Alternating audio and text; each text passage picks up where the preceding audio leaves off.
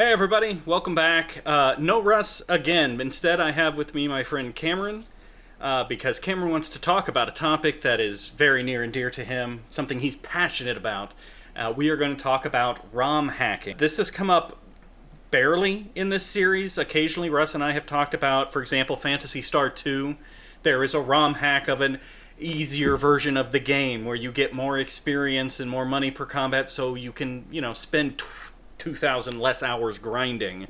I believe we also talked about the Breath of Fire one when we were on that game.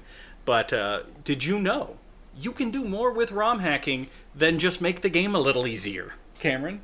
Hey, so thanks for having me with Jeff. It's really cool to, have some more nerds who even care about this to talk with it about. And basically, like, I would say I got into ROM hacking when I started experimenting more with emulation because, you start emulating and you find all these old games you want to play and it kind of gets old. You're like, okay, like, yeah, I wanted to play that, but maybe it's not as good as I remember. Or, like I've grown up and I have other things to do with my life now. So, like, the appeal of just playing the old game I've already played kind of might not be what it was.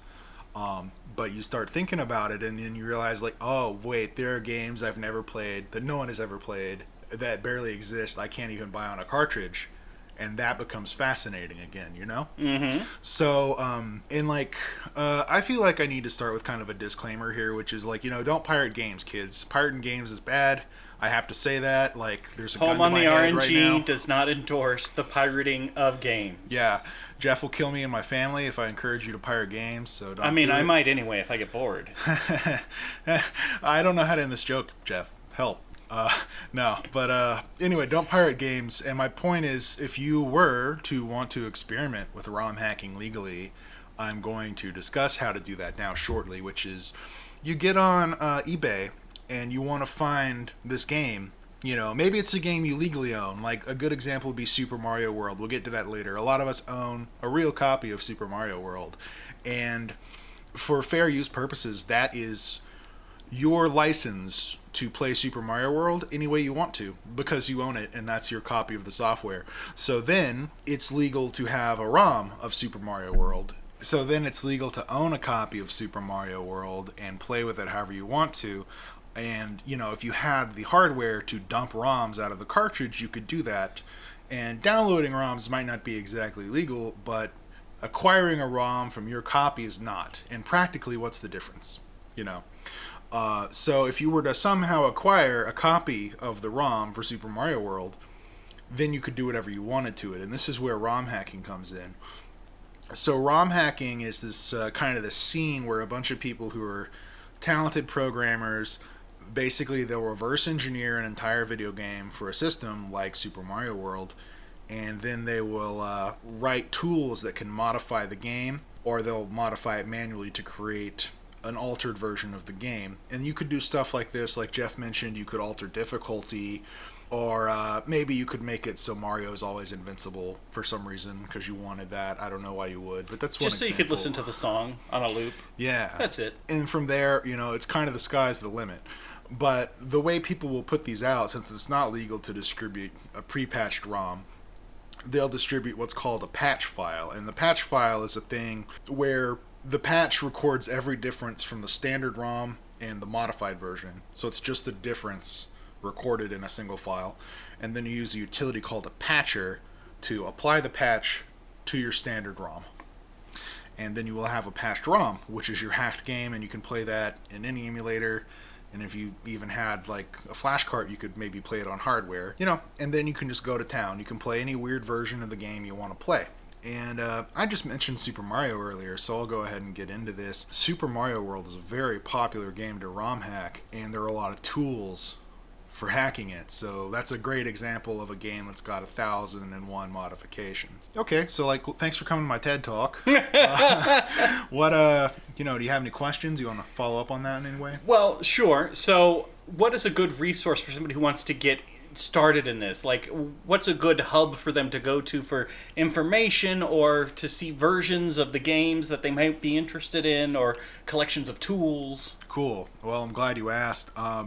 And again, if you're dipping your toe in, a place you really want to start going is romhacking.net. It's this website that's just a whole community for people who are working on these, and not only is it a place where they share their creations and you can get the patch files I mentioned, but you can get the patching utilities. So this would be a program you run on your computer, and you take the patch file, usually that ends in .ips, so it's the patching file format for these games, and then you take your standard ROM and they write over each other and make the patch ROM.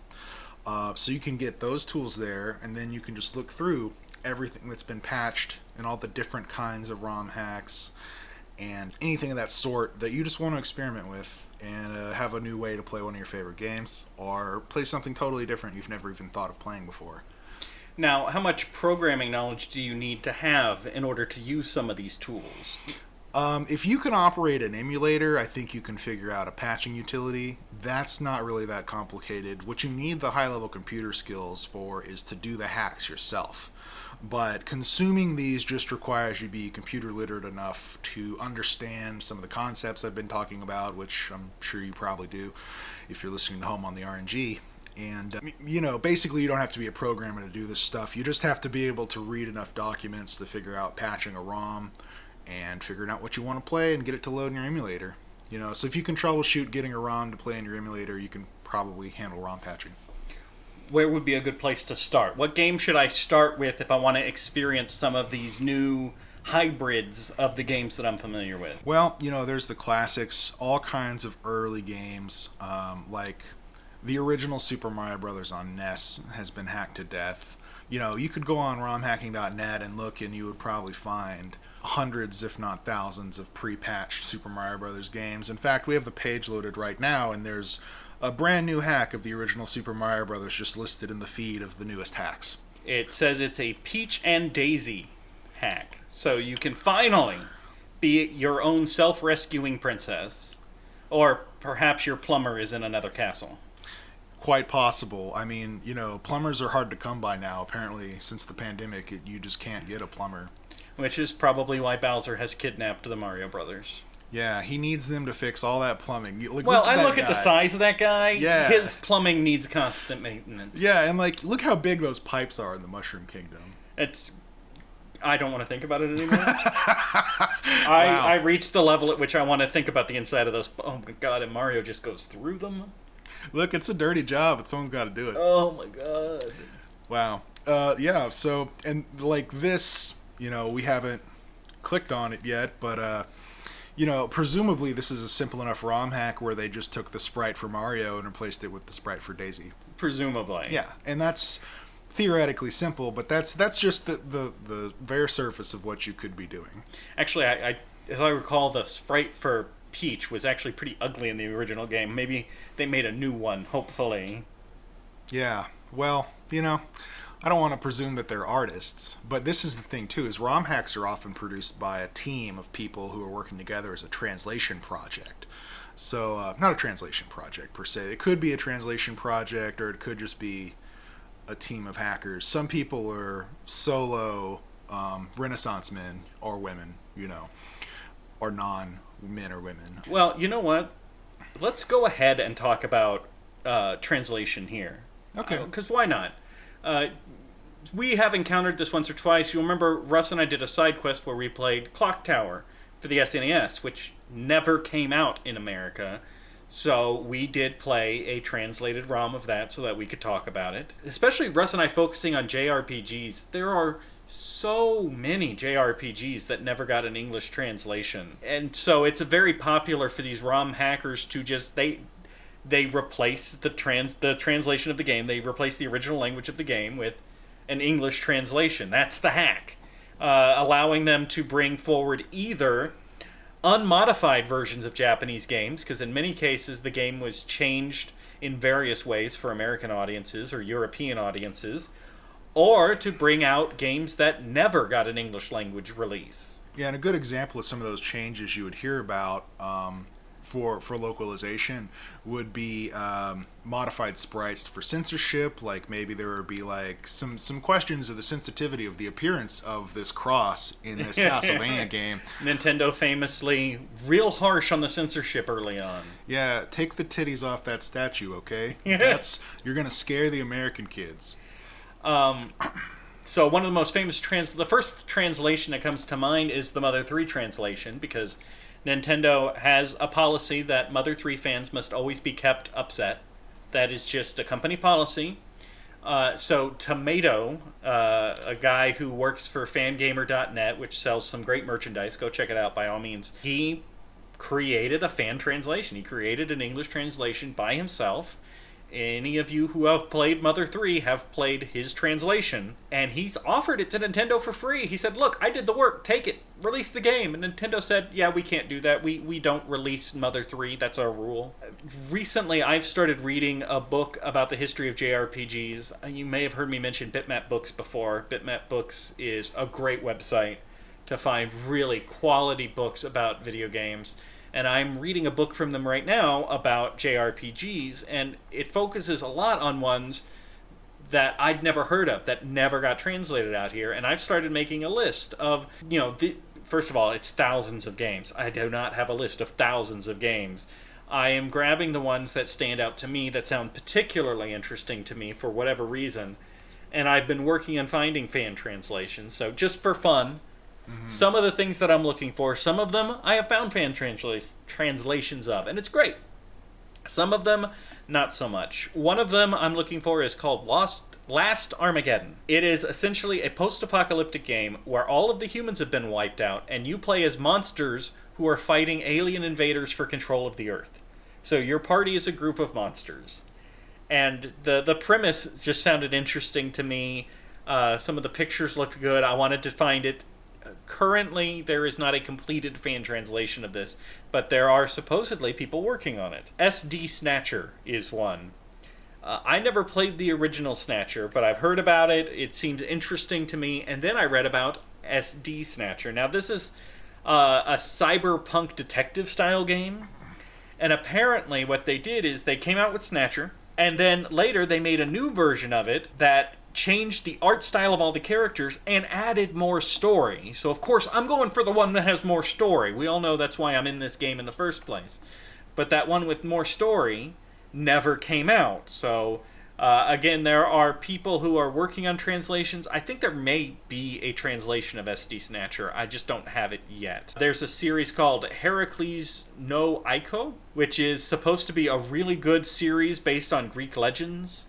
The Metal Max series really got my attention, a post-apocalyptic series around heavily featuring, upgrading and designing your tank, and you have a dog.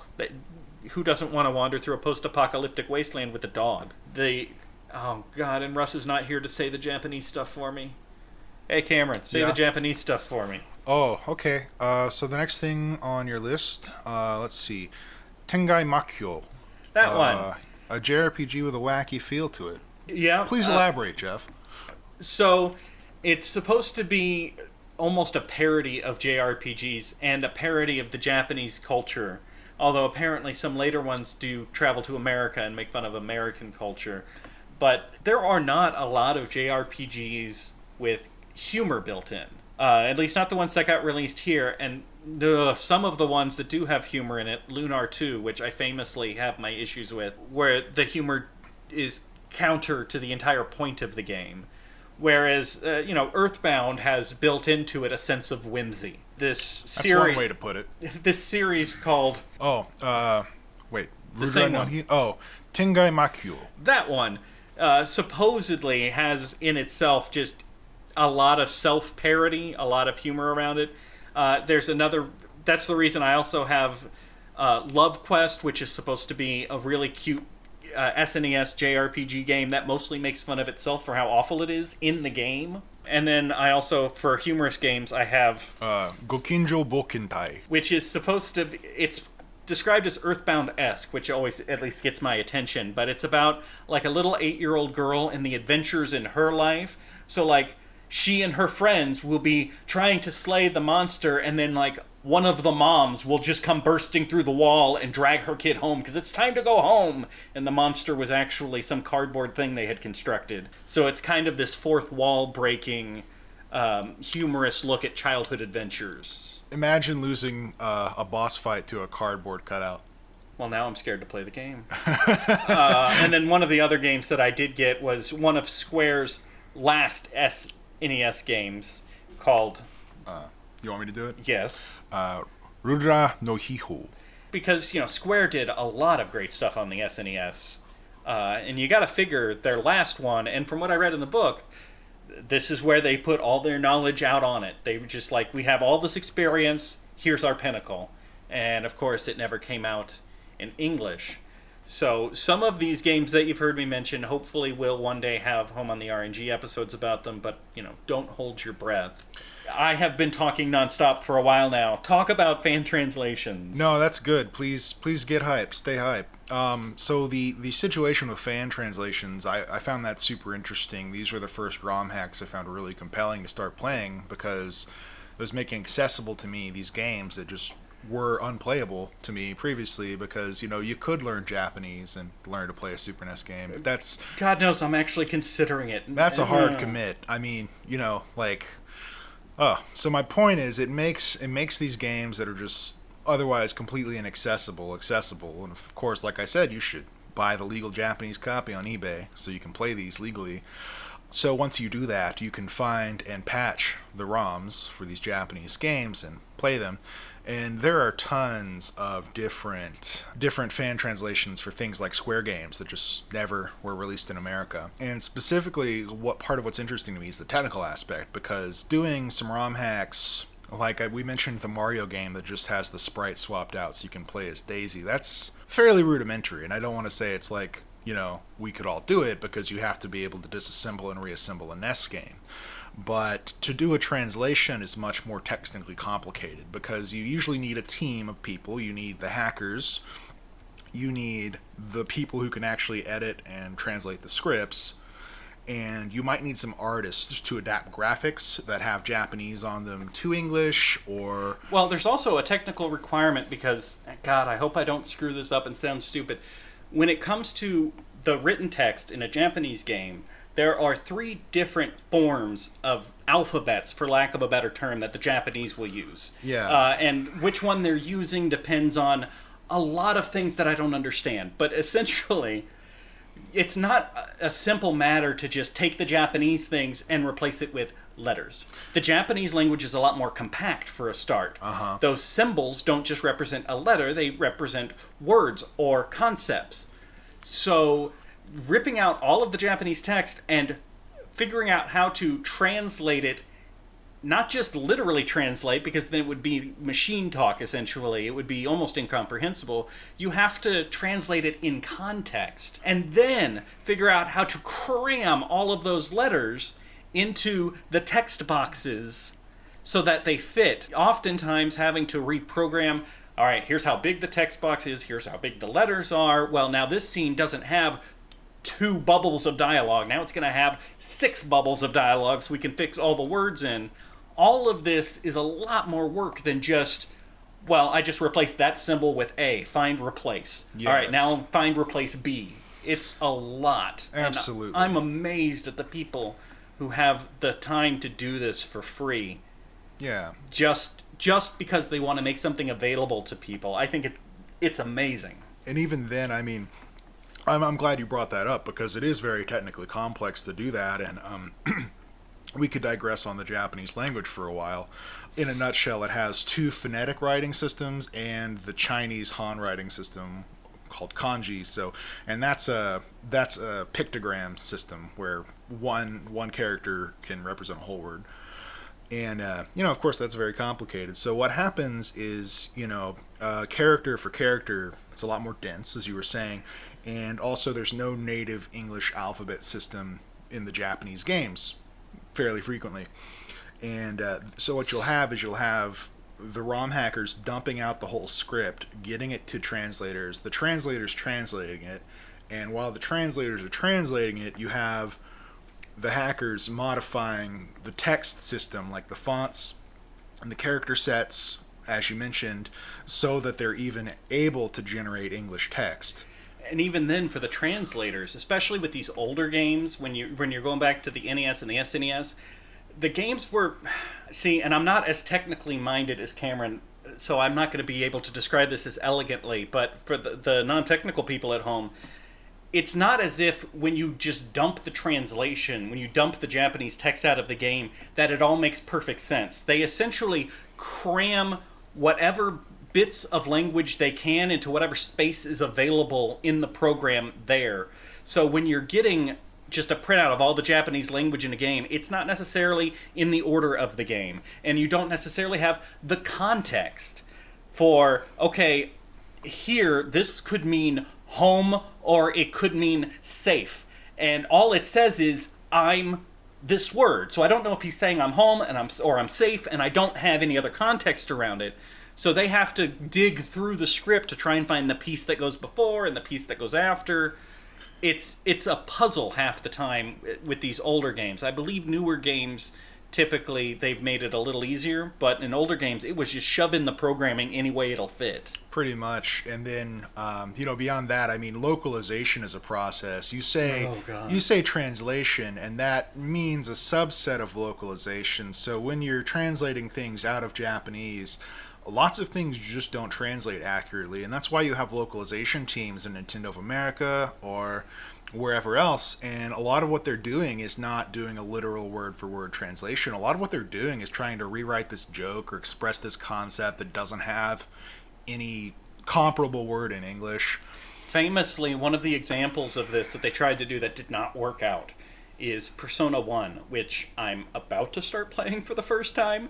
But one of the main characters in Persona 1 belongs to a particular subset of Japanese culture that when Japanese people looked at it, I believe his name is Mark in the English game, when Japanese people look at him, they go, oh, he's one of those. Like, they instantly get the reference, and when they were localizing it, they went, okay, American audiences aren't going to know what the hell that is, so we'll just make him a black kid. Oof. Yeah, they changed his race. Because nobody's going to understand this weird Japanese subculture the guy's representing. Just make him a black kid, and we're fine. Wow. My understanding is a lot of my issues with Lunar 2 are because the sense of humor keeps getting, or the air quotes sense of humor, keeps getting in the way of the actual story that I'm trying to get to. And it's my understanding that Working Arts, which translated it, had a real habit of doing that. They didn't just localize, but they had to put their spin on it, which is why you got like poop jokes in Lunar 1, and you had the joke about the woman having her period at the climactic moment of Lunar 2, because... That's cringe. Because they didn't want to just localize it, they wanted to put their company stamp on it. This is a Working Arts, this is how we do it. So localization can sometimes be a little hit and miss. Like you said, it's trying to... A pun. You cannot translate a pun from Japanese to English. There's no way it's going to work. So what you do is you come up with a different pun that would work so that there's still that feeling of, oh, I get it, this character's being funny right now. Yeah, so there's like a beat where someone told a joke, but it cannot be the same joke. Like there's this is digressive. I heard this funny story once about this American businessman who was giving a speech in Japanese, and he tells a joke at the end of it, and apparently this one time he had a translator, and what the translator said was, oh, he's trying to tell a joke right now. It's really not going to translate. I'm so sorry, but when I tell you, please laugh and clap, because that's what he's trying to get to happen here. Pretty much. And then later the guy comes up and he says, man, no one ever gets that joke. You did a great job. Thank you. So it's essentially that. And it's worth mentioning a lot of these really good and experienced, like it'll be a translation group. Like there will be a ROM hacking group that specifically does translations, and that's their specialization. A lot of them are very cautious when they're doing localizations like that, and part of it is because they know they're shooting for a more specialized audience of people who are sensitive to the Japanese language differences and who are looking for an authentic experience, and it's not 6-year-olds who are getting a Super Nintendo for Christmas in 1996.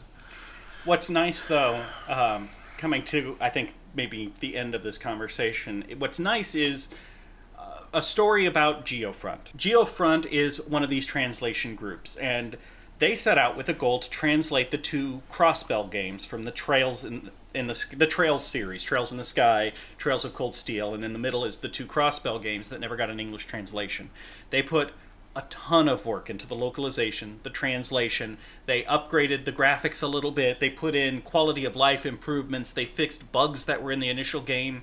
And they released the first one, Trails from Zero, and it was great. It was amazing. Now, they actually did require you to go and buy a legal Japanese version of it.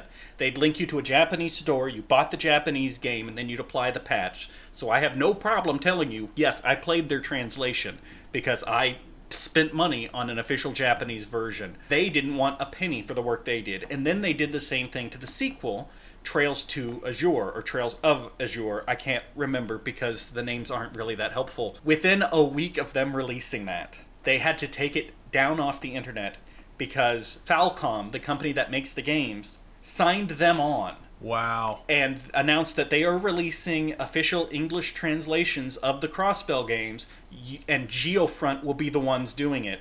They'll use Geofront's work as a base, and Geofront will work with Falcom to do whatever you need to do to make it official.